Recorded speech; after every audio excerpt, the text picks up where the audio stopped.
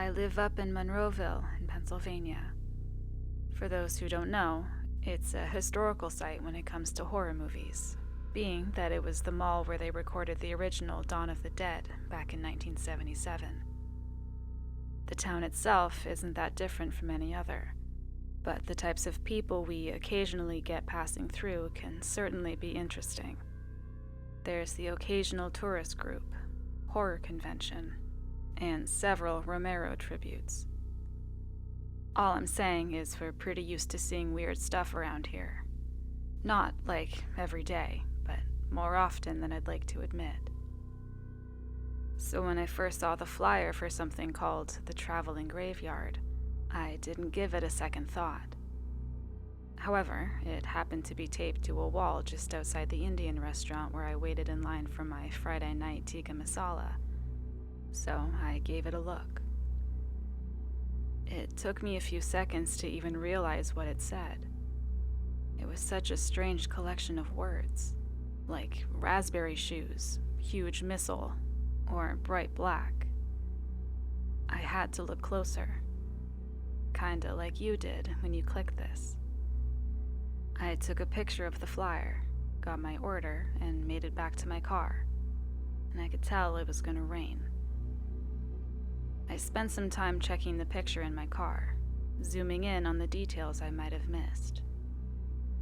The flyer had a simple, vector graphic-style picture of a tombstone with an elderly couple standing behind it. They were leaning against one another, smiling and looking straight forward. At first, it looked fine, but once I zoomed in, I noticed little discrepancies. For example, they had too many teeth. I could count several rows of them. Another was that the woman in the picture, who at first looked like she was leaning on her husband, was actually grabbing him by the neck. The Traveling Graveyard, it said, with "Coming this Friday to Monroeville," printed in small letters underneath. There was an address and a bunch of company logos at the bottom. Honestly, I didn't recognize any of them, but it looked legit, like some kind of sponsored event. I figured it might be a movie premiere, given the town's history.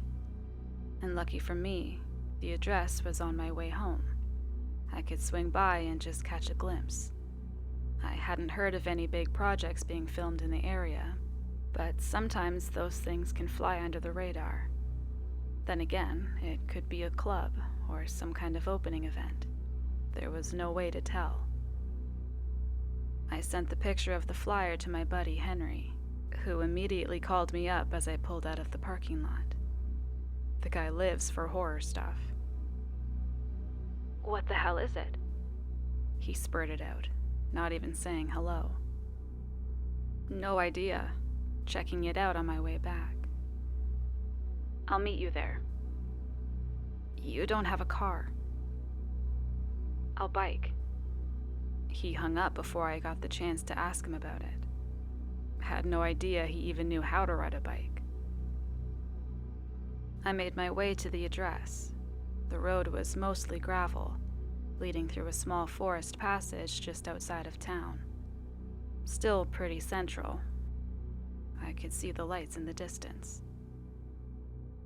I heard something up ahead and noticed that I wasn't the first car to arrive. And there it was, just around the bend. The Traveling Graveyard. The place used to be a field for dog agility competitions, but I hadn't seen any arranged for quite some time. Now, it was a graveyard. At least 4 dozen tombstones, all neatly arranged.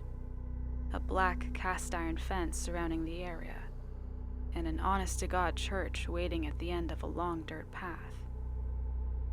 No haunted house Halloween decor, just an actual graveyard that sprung out of seemingly nowhere. Some cars came, others went. When the crowd settled, I counted 9 other people who were curious enough to stick around. They stepped out of their cars to take pictures and chat. Some thought it was a kind of promotional thing. Others were convinced it was a movie set. When Henry finally arrived, he was practically blue in the face. I stood there leaning against the hood of my car, having my tikka masala, and it took him a solid 3 minutes before he could even talk. When he finally did, he almost threw the bike in a trench. Old thing, nothing short of a miracle that the chain hadn't rusted out or broke on the way here. You're driving me back," he wheezed. I just nodded, my mouth full of chickeny goodness. I pointed down the road towards the church. "Hell of a set," Henry grinned. "What do you think? Lionsgate? Universal?" What? "The production money, man. Movie magic. This is, big time. Which one do you think it is?" I couldn't answer. Henry seemed convinced already, but I wasn't so sure. If this was a movie set, why would it have that genuine graveyard smell? The soggy grass, the fresh dirt. You can't put that on screen. I finished up my Friday dinner and joined Henry inside the gates. There was a couple ahead of us who were the first to go through, and I could tell they had to make an effort to get in. The gate wasn't just a prop. It was solid iron. Henry just oohed and awed, not paying too much attention to the details. For example, there were no names on the tombstones. They looked real, though. We followed the others inside, walking all the way up to the church. It was a strange building, much smaller than a modern church. I couldn't imagine it being 2 pews wide. It was tall, though, and had a looming bell tower. I looked up to see if I could spot anyone up there, but it was getting too dark, and the gathering rain clouds weren't helping. Henry elbowed me, pointing at the church. "A little help?" They were pulling the doors open. It took 3 of us to do it, and good thing we did, as the first drops of rain just started poking at us. We all gathered, expecting some kind of event manager to reward us for our curiosity. Maybe some movie swag or something. But as those doors swung open, there was nothing. Not a soul. Just dusty old pews and badly insulated stained glass windows, and an empty altar up front. Not a single cross or Bible to be found, but plenty of dry and dead moths. The place was either ransacked or half-finished. Henry seemed to think the latter, while I was leaning more to the former. The peeling paint on the walls wasn't there just for show. It was old. Probably lead-based, too. "This is some The Nun kind of shit," Henry whispered, reverently. "Holy shit. This might be a preview screening." "Henry, I know you like the fucking view up there, but pull your head out of your ass." I snapped back. "This is not a fucking movie set." "Like hell it ain't," he chuckled. "Look, see? Plastic flowers." He picked up a flower from under a pew, only to realize that it wasn't plastic. It was dried. A strange, dry, tinted sunflower. The rain was picking up outside. Some of the others turned around to go back, but most of us stuck around to explore the church. We were already invested, and this trip had to mean something. Pennsylvanians aren't about to waste their Friday night just because someone decided to drag them out into nowhere. If anything, they'd be leaving with the communion wine and calling it a good one.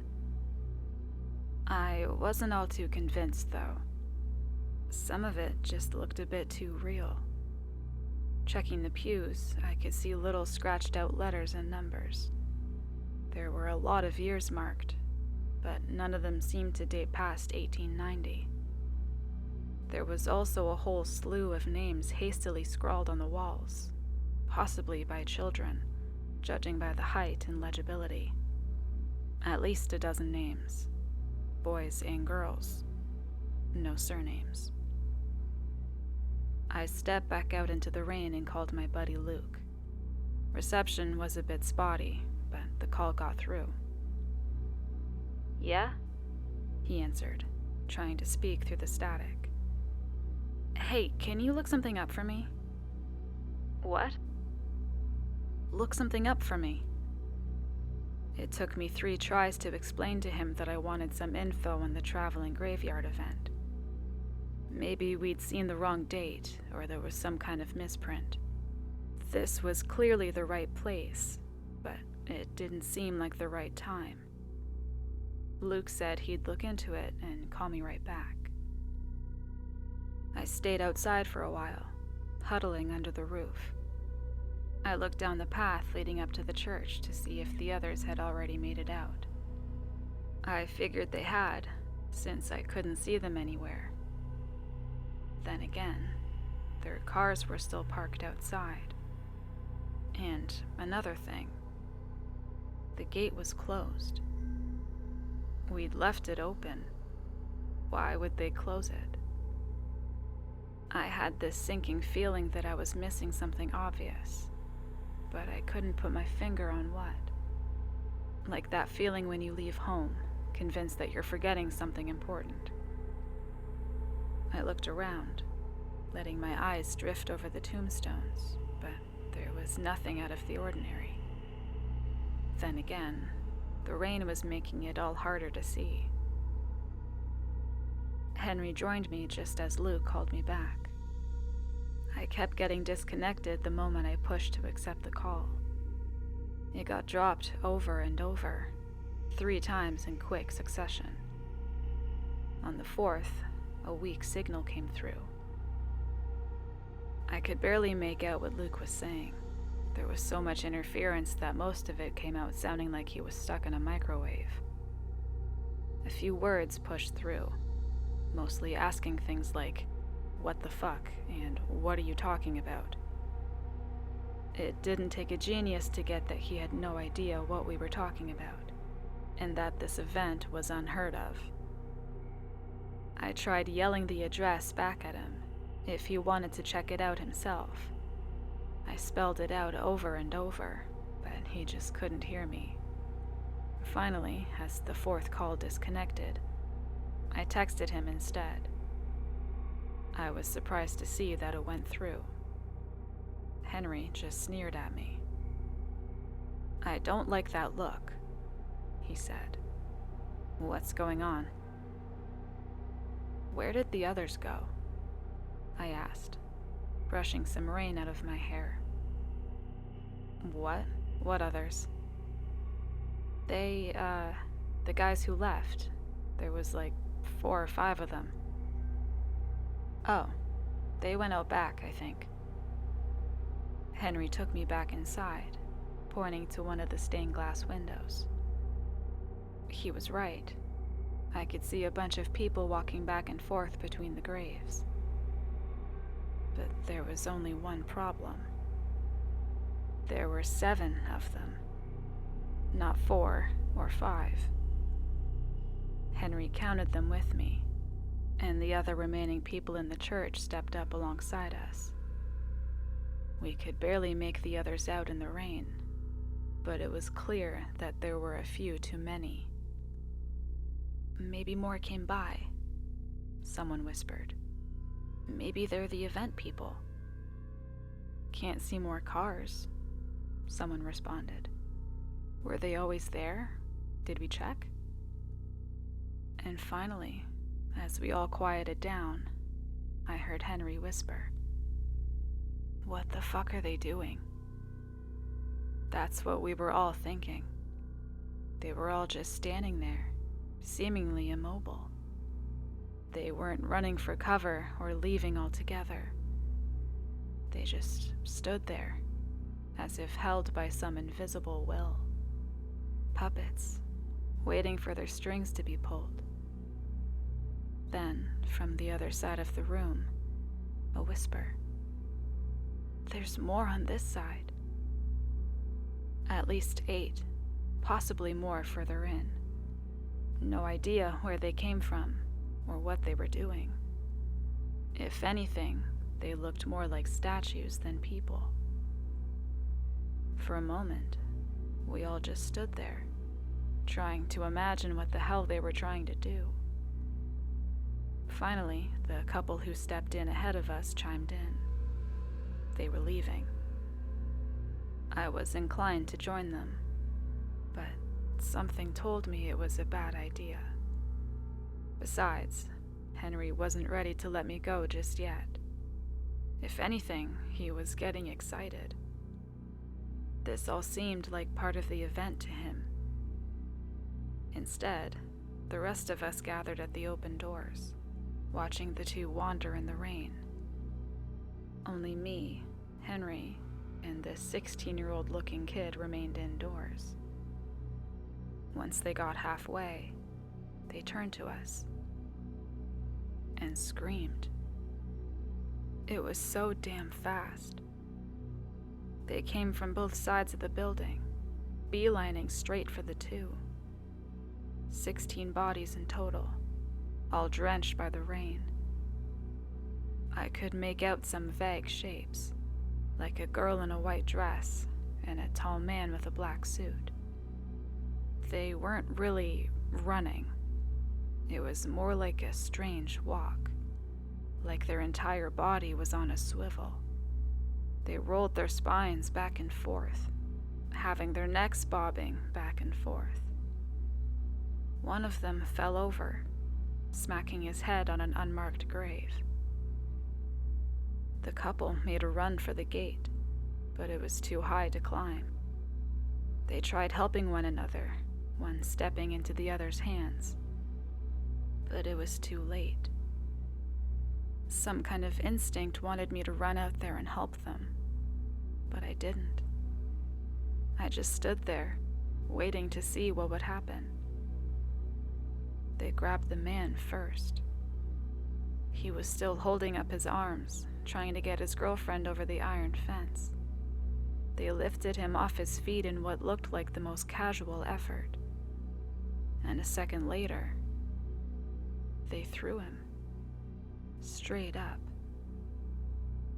Like a balloon taking flight, he accelerated upwards, past the rain, the clouds, and into the sky. He kept tumbling back and forth, weightless and desperate. He flailed like a bird with a broken wing, but it was useless. I could hear him screaming as he went higher and higher and higher. His panicked screams faded into the rain. They only managed to grab the woman by her foot, but it was enough. It's as if she was put into a spin, her head and body drifting upwards as she grasped for the fence. It slipped by her fingers as her piercing death scream cut through my nerves like a hot knife. The higher she went, the more passive the crowd became. They slowed down, and the swivel of their bodies was stiffened into a statuesque back-straightened stance. The three of us just stood there, not knowing what to do. I couldn't move. I wanted to slam the doors shut, but I didn't know what would set them off. I didn't dare to look at Henry or the kid. I barely managed to force air into my lungs. Henry's world had shattered. I could hear him muttering, "What the fuck?" over and over and over. He had the look of someone trying to figure something out, but the answer never came. After a few minutes, we moved. We noticed no one came at us. They seemed to have gone back into some kind of inactive state, and nothing seemed to rattle them. At one point, Henry almost laughed. The adrenaline must have gotten to him. "It's fine," he said. "We got this." Before I got the chance to say anything, he knocked on the door. Both me and the 16-year-old looked at him like he'd signed our death sentence. My heart leapt out of my chest. But nothing happened. He knocked, and they didn't even turn around.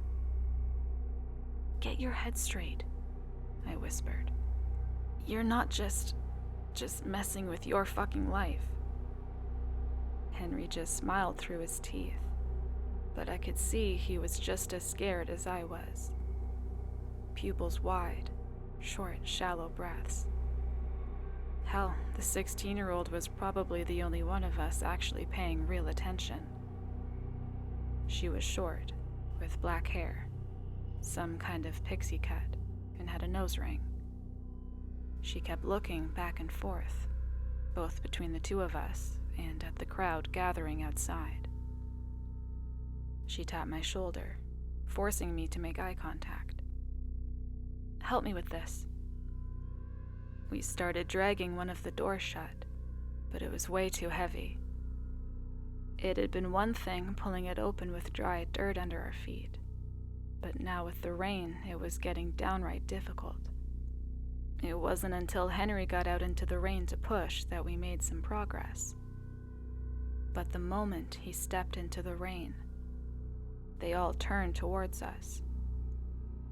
Like a motor spinning to life, their movements became animated.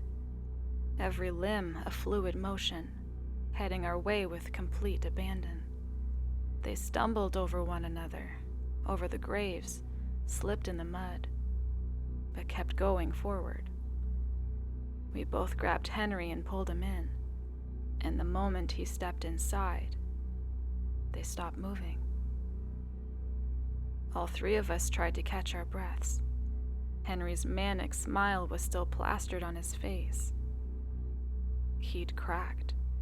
Hard. "It's the rain," said the pixie cut girl. It's something with the rain." Using my belt and plenty of patience, we pulled the other door shut. There was no lock, but as long as we kept out of the rain, it seemed simple enough. The bodies outside weren't paying us any attention. The pixie cut girl kept rambling on about whatever wild theory came to her mind. Aliens coming to take us away. Some kind of rapture. But it all came back to that one point. That it was all connected to the rain. Henry had other ideas. He figured we ought to just stay inside and call for help, which in itself wasn't a bad idea. It's just that we couldn't get any coverage. Looking up, hoping some kind of god would give me a hint, I stumbled upon an idea. "The bell tower," I said. "We can climb up there." So we did. We made our way to the second floor. The pixie cut girl was the lightest of us and had the most expensive phone. We figured that rickety old ladder would hold her. We double and triple checked it. And it seemed fine. But she was hesitant. Finally, she just shook her head. "You do it," she said, pointing at me. "I'm not getting up there." There was no time to argue. I started climbing, one creaky rung at a time. When I finally made it up, I could see all through the graveyard. The rain was pouring down, making the roof of the bell tower creak. In the distance, I could see the edge of the iron fence, but everything outside of that was covered by the rain. There could have been a dozen police cars just outside, and I'd have no way of knowing. That's when my phone started buzzing. Missed calls and messages, all from Luke. "Where are you? Hello? Is this a prank? Pick up. And finally, a picture. A selfie of Luke, standing in an open, empty, damp field. I didn't even realize how long I stared at it until I heard a breaking shingle. Drops of water made their way down my spine as a hole opened above. My screen was unresponsive, so I wiped it with my jacket. From downstairs, I could hear Henry's jeering cackle. Hey, looks like they're moving, buddy. Hurry the fuck up, added the pixie cut girl. There was a strange sound, like very slow woodpeckers. Something hard hitting the side of the building, over and over again. I dialed 911 as fast as I could, but the damn connect button refused to work. The water was interfering with it.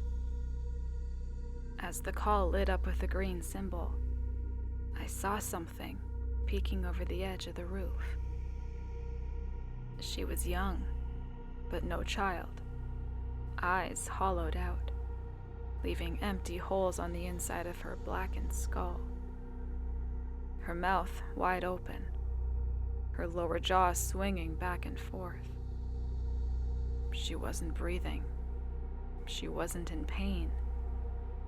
And as she dug her slippery fingers into shingle after shingle, making her way up the side of the building, I could tell that there was nothing left of a person in there. All that remained was some kind of instinct-ridden machine, aching to send me on my way. An operator answered, asking me what my emergency was. I need help, I wheezed. They're going to. Looking at her, there was no doubt of her intentions. They're going to fucking kill me. I was so blindly terrified that I didn't even look behind me. Cold fingers brushed against my jacket, long, broken fingers reaching my way. A tall man with a suit, his head hanging low. I could see the rainwater pool in the back of his eye sockets, making it look like he never stopped crying as it squelched out with his every move. I recoiled, only to completely lose my balance. I sunk halfway down the ladder and fell. I landed really bad, putting all the weight on my ankle. I could feel something snap, followed by a tremendous pulsing pain shooting all the way from my heel up my spine. My phone slipped out of my hands and slid across the floor. Henry just managed to catch it moments before it tumbled down to the first floor. He picked it up, yelling at the operator. Hello? Hey, is anyone... Hello? There was no response. We could barely get reception down there. In between my thumping heartbeats, I could hear the pounding fists go quiet above. A steady stream of water from above stained the carpet. Giving in to his intrusive thoughts, Henry chucked my phone all the way across the room, breaking one of the stained glass windows.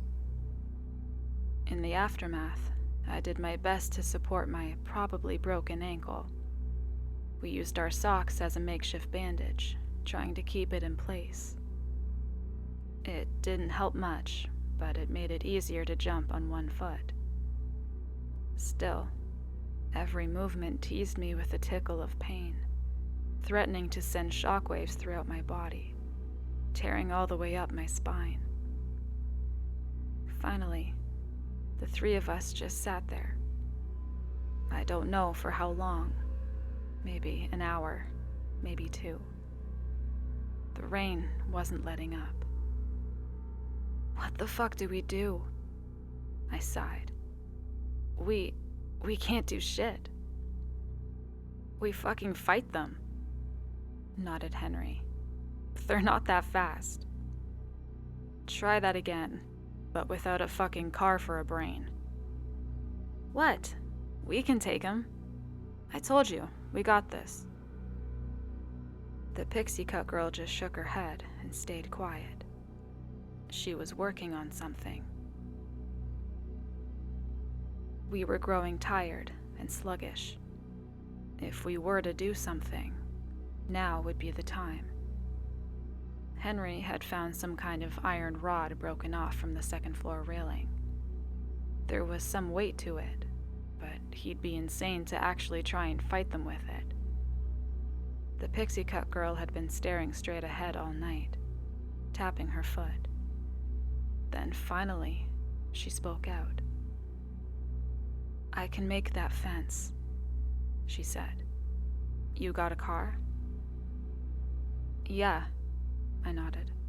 "But you'll come back for us, right?" "I'll ram the gate. It's closed, but didn't seem locked." Henry shrugged his way into the conversation. "No way you'll make it," he said. "They're too close." I looked back at the broken window, then back at the pixie cut girl. "We can draw them over." We put our plan to work. Henry and I knocked out some more glass from the window, allowing rain to trail in. We could immediately hear movement on the roof as we let the rain soak our skin. We held on, waiting for a clear sign. They started falling off the roof in droves, thunk after thunk of meat just slapping into the dirt. Not a single gasp or twitch or grunt. We counted the bodies. 11, 12, 13.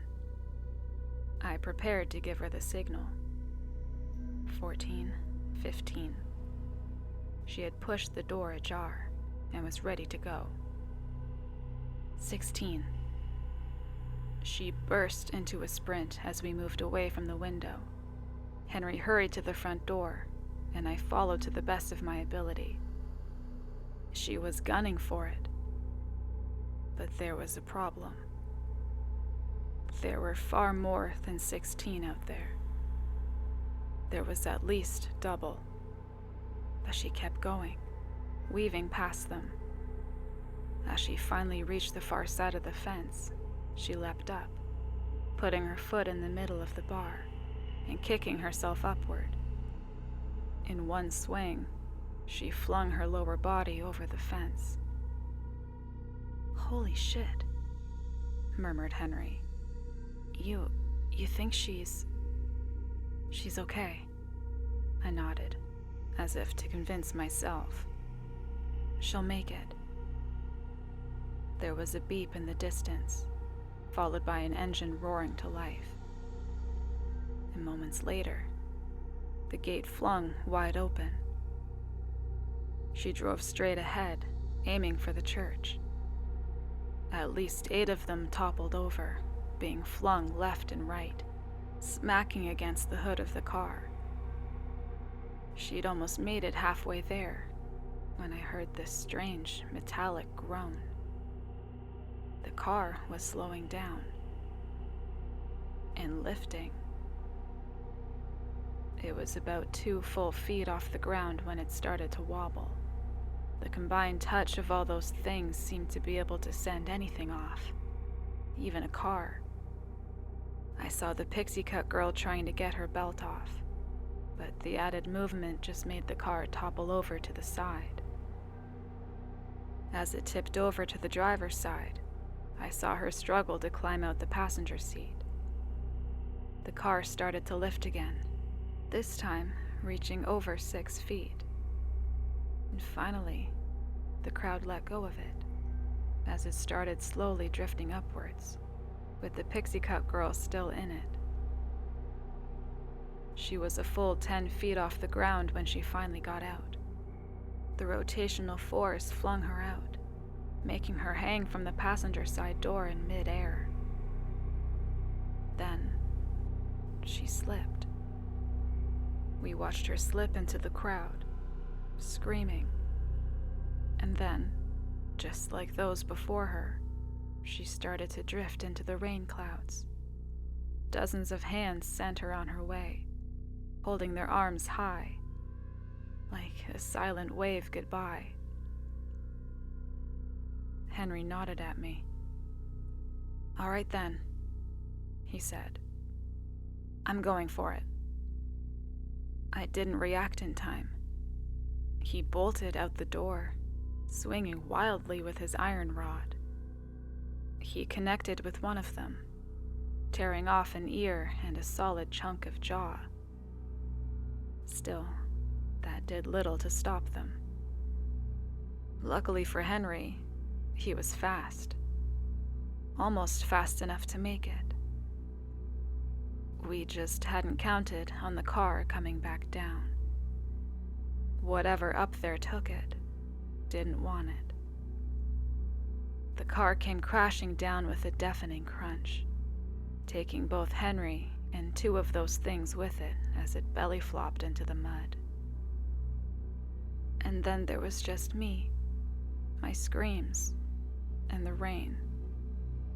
For hours, I just wandered back and forth on my own. I kept trying to make up a plan in my head, but all I ended up with was this sense of my stomach lifting into the air. That sucking kind of feeling you get when you fall. I had nothing to eat. I sure as hell wasn't gonna drink the rain. In the end, I was left with one and only choice. I had to try. I stepped up to the open doors, steeling myself for what's to come. I saw the crowd outside, waiting in the rain. They knew there was one left. I did that at least 4 times. Stepping up, backing down. I couldn't force myself to die like that. I just couldn't.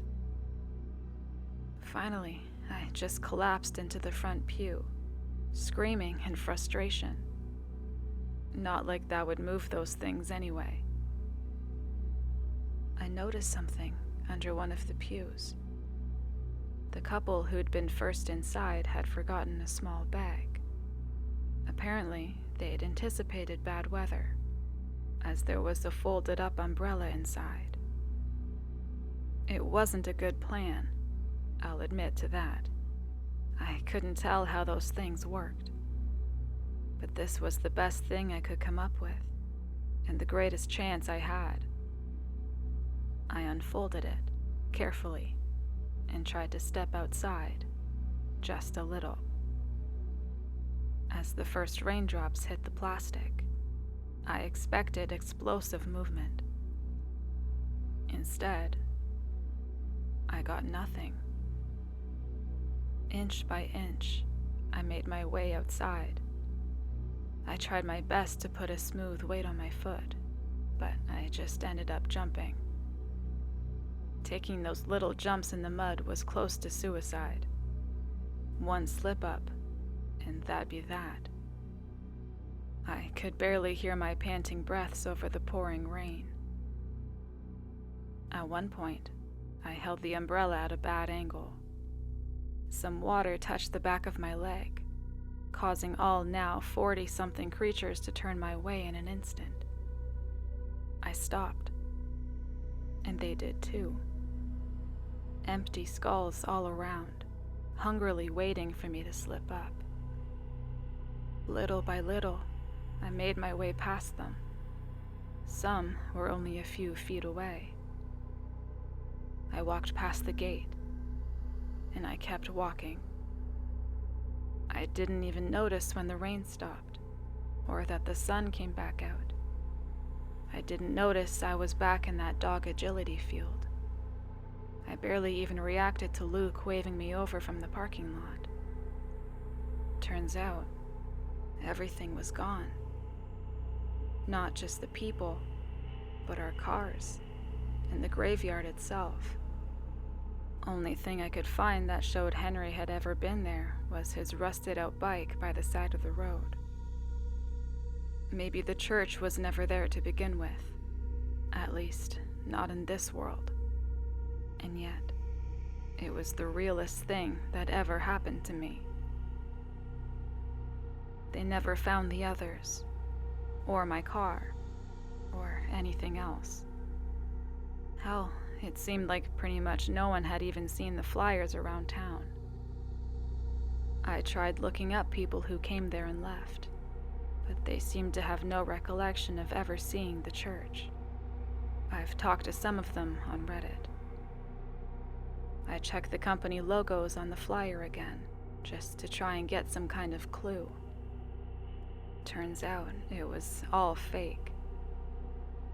There were some people who claimed to have seen someone put the flyers up, but all I got was that she looked young.